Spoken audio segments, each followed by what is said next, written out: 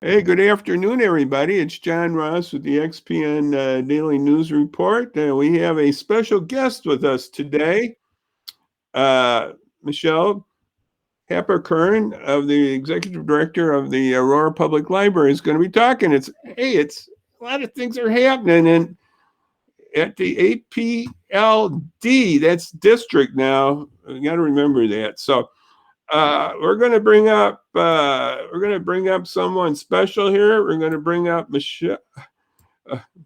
I got Michelle in my mind. How did that happen? Sorry about that. No worries. That M's got me all mixed up. And this lady's got a sense of humor. She's always a joyful face here, so we're happy to have her. And she also identifies with this cap too. That's right. Yeah, she doesn't identify with my bald head. I want to say that, but she does identify with the Kiwanis group, and she's a board member there. And looking forward to coming back to the Aurora Public Library with the Kiwanis meeting when we get everything together here, as they say. Me too. Yeah. Well, I'm so happy that we have Michaela with us today, and this is a special week. I didn't realize this. Now, folks, I'm going to put this up. This is today's beacon. I don't know if you can see it here. You can see the top fold there. Now, I want to tell all you folks, when you have the top fold, that is a top story. And look, it's above the election even about this National Library Week. Right. But this lady's got influence beyond she really knows. She got influence with that paper, and they put that in, and it's a nice article. So catch that if you haven't read that. I learned more yet what's happening. Some of you maybe know this, but I'll be honest with you. I'm an honest guy. I don't live in Aurora, so I don't really. I go to the library. I've been to the Aurora Library many times, but I can't identify with all the services because I'm a bulldog. Sorry. Well, John, I should tell you that libraries all over Northern Illinois are celebrating National Library Week, and every library has great and amazing programs for their residents to participate in. So you don't have to live in Aurora to attend our programs, and the same is true in Geneva and Batavia and North Aurora, and all those great places, especially now that we're mostly in the virtual environment. I just had to throw that caveat in. I don't know why, but I do so many things in Aurora. I know the Aurora Library doesn't, but I'm not quote a district resident. That's. I just want you to know that, so I can be impartial here. Right. Okay, fair. Yeah, I can be impartial. So a lot of things are happening there. This COVID really affected the library, I know, this last year, and you're still doing a lot of COVID-related things. Go through some of those COVID things that you put in place, and they're still in place. And we'll discuss some other things too, Okay. Michaela. But why don't we just discuss some of those COVID things that you've put in place? Sure. So just like every place else, last March, we pretty much closed down and we moved all of our operations to virtual. So virtual programming, ebooks, things. We had a virtual phone bank so that you can get in touch with us, things like that. But starting last summer, April, May, June, July, we started reopening bit by bit. And we've basically been doing the same thing since last July. So we have curbside pickup at our 2 branch locations, Eola Road and West, and we have drive-through service here at Santori. We also allow in-person visiting to the library. We ask people to make an appointment, and we ask them to stay for less than an hour. We have tons and tons of virtual programs for people of all ages, and that's been very, very successful. We've started to do a little bit of in-person programming, socially distant in-person, wearing your mask programming. So we hosted a First Friday last week. We did a dance party here a couple of weeks ago with just a very few people here, and that was a hybrid program. And most of our in-person programs are and will be. We're going to start doing some outside programming over the summer, especially in-person story times. Kids love our virtual story times, but it's just not the same as being in person. So we're really hoping that as summer comes, more vaccinations, our case count starts to moderate, we'll be able to open up back to regular hours and regular service again. We can't wait. Yeah, I noticed you have curbside like pickup too on books. Yeah. And you also, when people go in the library, you have a time on that limit, right? Is that correct? Yeah, we ask people to stay for an hour or less. And that is something that we'd like to expand just as soon as it's really safe to do that. You know, John, we also have home delivery for materials. A lot of people don't really know this. We've always done it for people who are homebound, but now we'll do it for anyone. If all they have to do is call the library and we can deliver their material to their house. And I think we're going to keep that post-COVID. People really do like that. Wow. Maybe you're going to connect with some restaurant and deliver food at the same time. That sounds great. I don't know, but that sounds like a great idea. It does. It really does for a lot of homebound, and yeah. And I know you've had services too with that. You have a lab there, but that's probably a little limited to your library lab. Computer lab. Right. So we do offer public computing, and all of our computers are spaced out. They're all 6 feet apart. We require people to wear masks. We do deep sanitation in between customers. And that's available at all 3 locations. That was one of the first things we started doing, again, in person, because we know the need is there. So we have lots of people coming in, applying for jobs, applying for benefits. Now people are trying to get the vaccine. And we also have a phone bank. You can call us 630-264-4117, and our crack staff will help you find an appointment for a vaccine. Really? Nice. Yep. I have a friend up in Batavia here. He took the first Pfizer at the Mass site there in the old Sam's Club, but yeah, now the second one is looking a little more difficult right at the moment. Yeah, there's just not enough vaccine for everybody. It's the vaccine, but I expect it's going to pick up here. So, yes.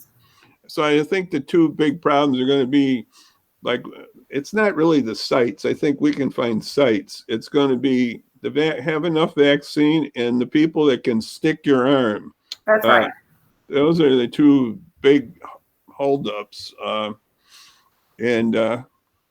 And the thing was, if you have Moderna, and you got a Pfizer, and that's sort of like, it can be a problem, somewhat, because somebody might be offering Moderna, and you can get in, but no, it's got to be Pfizer. And so that's why in some ways, that Johnson & Johnson's nice too, because it's a one-shotter. And well, anyway, so you're working with the VNA too, somewhat on this too, am I understanding? Yeah, the VNA has been a great partner. They've offered some programming with vaccine information, both in English and in Spanish. We found that, a lot of our customers, a lot of residents in Aurora are very curious. They have questions, and the VNA is a trusted partner. People know them and they trust them. And so we wanted to make sure that we could provide a platform for them to help them with the great work that they're doing as much as we can. Yeah, they're doing a nice job with vaccinations. Now that's by appointment. It's the bottom of the screen there that I have that running ticker there, and that's don't call them on that one. You can only call for their testing on the COVID, but the other one is the way to get on a waiting list, and that's nice they offer that. Now, some other people don't offer the waiting list, and you just got to keep going back and back and back and back and back and back. No, anyway, it seems like that, like I said, that the number of vaccines out there is the big problem more than anything. Yeah. It is. And we're happy it's getting better, and I'm sure your library staff have vaxxed up. As they've become available, we're a government agency, and so we became eligible March 22nd. And, some people were eligible for their own reasons, age factors, etc. Yeah. Yep. Yeah, so that's good. And like I said, I maybe didn't say this publicly, or maybe I did. I talked to Michaela before, but I got my dual shot, so I'm going to be celebrating on Thursday. And what do you got on Thursday? You got some Zumba? Is that right? Zumba dancing? That's right. It's a Zumba dance party. Jeez, that's right. I know, right? You're celebrating the week here, and then today is a special day in the National Library Week, right? It's for bookmobiles. Right. So today is National Bookmobile Day. And you might know that we have a bookmobile here at the Aurora Public Library District. And you might also know that we are building a new one. Oh, really? Our current bookmobile is 18 years old. It's got over 120,000 miles. It is, at 4 miles an hour on Aurora roads for 18 years. So it's time to build a new one, and we're hoping to have it on the road this fall. So we're in the design and build process right now, and our foundation is raising money to help us pay for it. It's been a really interesting process. Not everybody gets to build a new bookmobile. Right. So is the other one still being used, or is it retired right now? It's still in use. Okay. We've had quite a few days where it's been under repair and we haven't been able to have it out on the road. Also with COVID, it's a small little facility, so it's harder to socially distant, but we're taking it out now and we're doing outside programming and letting small groups go in. So it's a real nice thing you have. I don't know other libraries in the area that have a bookmobile. I'm not sure. I don't think there's too many.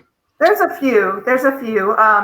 Our friends in Elgin have a bookmobile and Fountaindale has a bookmobile. So there's a few. Most of the bigger districts have them. Yeah, I think it's a real nice idea. I know when we've had Kiwanis have been involved in the back to school fair, and it's out there then. It's out at various civic activities, and I think Aurora is very fortunate to have a bookmobile, and you go to schools too, somewhat too, don't you? That's right. In fact, that's our main mission with our bookmobile. Bookmobiles teach kids that reading is fun and that they love to read. And I think a lot of our residents, their first experience with the library, it was a bookmobile. That was my first experience as a kid, and it really sticks with you. And I think it's really important that we continue to serve those schools just as much as we can, and we're going to do that. Yesterday was an election, and very low turnout, to be honest with you. A little better in Aurora than in Batavia. My mayor in Batavia has been mayor 40 years. He's going on his 11th term. He's a high school friend. So I got into a party last night with him. The first time maybe I shouldn't have done it but I did. He invited me. So I socially distanced and ate a couple pieces of pizza, which was really nice. But what I want to get to is you had an election there for a new board, and I see you're still a few short on that board according to the election site, I guess. Is that? And then what's the district include? Is it just Aurora, or what's the Aurora Library District include? So the Aurora Public Library District has the same boundaries as the city of Aurora. Oh, okay. So we became a district last July, and when you are a district, you can expand your boundaries, but we're still brand new, and we're not going to do that immediately. And residents have to consent to that expansion if they want it. So that's something that we would definitely consider if people were interested in it in coming years. We are excited to have our new elected board. 2 current board members ran for election and were returned, so we're excited about that. We had 3 other people who filed to run, collected signatures and were on the ballot. And then we had a couple of write-in candidates. So I don't have official results yet from the election commissions, but it looks like we will have to appoint at least one. With the write-ins, you might get your 7 or whatever you hit. That's right. That's right. We might yet. So yeah. So anyway, that's coming, and then the library district has taxing, and so you get money that way. And So that's a new thing. Instead of going through the city budgetary process, That's you right. got your own source of revenue there. So that's a brand new thing. And I don't know how many cities had libraries under their banner. I forgot if Chicago does or not. Does Chicago under their city or not? Or is it? Chicago's a city library. Yeah. Well, some other cities maybe are, but a lot of them have districts too, right? A lot have districts. About half of the libraries in Illinois are district libraries. There are also village libraries. So if your municipality is a village, then your library is a village library or a district. But for instance, Joliet is a city library. They're our neighbor. So. Oh really? Yeah. Okay. Mm-hmm. Well, anyway, that's a new exciting thing happening there. And give us some other happenings here this library week and other things that are happening at the library. We touched a few of them here, but I know there's more yet that you can, there's a lot of things you can expand it. What are some more things happening there at the library that you want to tell us about? Well, sure. I mean, we always have a great slate of programs for people of all ages. Right now, we're really gearing up for Summer Reading Challenge.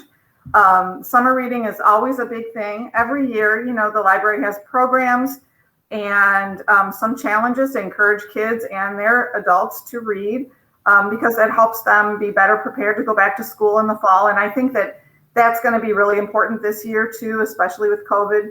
It also helps kids remember that they love to read, that they enjoy it, that it's fun, because sometimes when we're only reading for school, we can lose track of that a little bit. So we try to put the pleasure back in reading.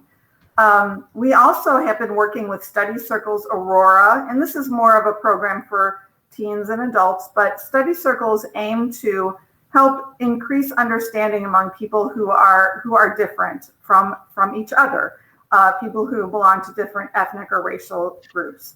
And so this program, it's a 10-week reading and discussion program. And this is our second cycle. We did one in the winter and then this one. It's been a really great partnership.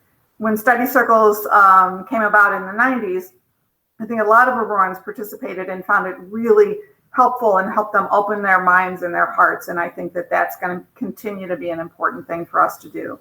We're helping people, as I said, get registered for vaccination appointments.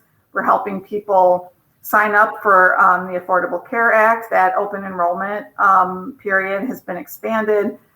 Basically anything that you need help doing, we're here to help. And even if we're not physically in the building as much as we would like, our phone bank is up and running during regular library hours. And if you call and we're not here, leave a message and someone will call you back the next day. We want to provide as much service as we safely can, and we really cannot wait to reopen more fully and engage with our community the way we want to. In the summer. What's your phone number there again? Sure, it's 630-264-4117. Okay, maybe we'll put it on later here That'd be great. We'll put it on later here. But you can also find out more about the library at their website here. We're putting it up on the screen here, aurorapubliclibrary.org. And I did take a look at that.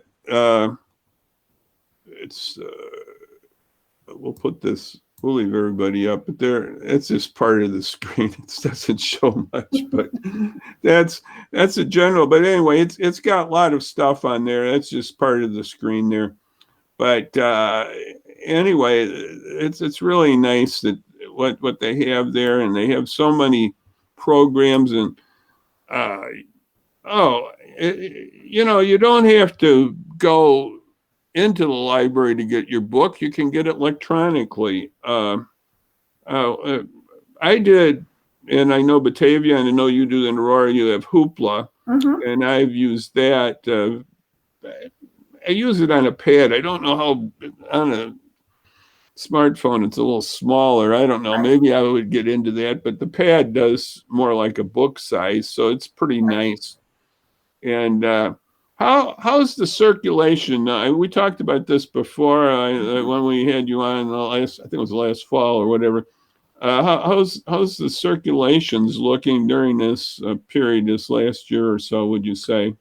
It's less than we normally would do. I think, especially in the early days, people were very, very cautious and very worried about touching books that other Oh, people yeah, had had in sure, their yeah. homes. Okay, So I forgot there's been about a that. there's been a lot of research on that, and so it turns out that 99.99% of the virus dies off in an hour or less. So we quarantine our materials, and so I want people to know that if they check something out from us, they're pretty safe. They don't have to wear gloves when they're reading books or anything like that. But that was a very understandable concern, especially early on when we didn't know as much as we do now.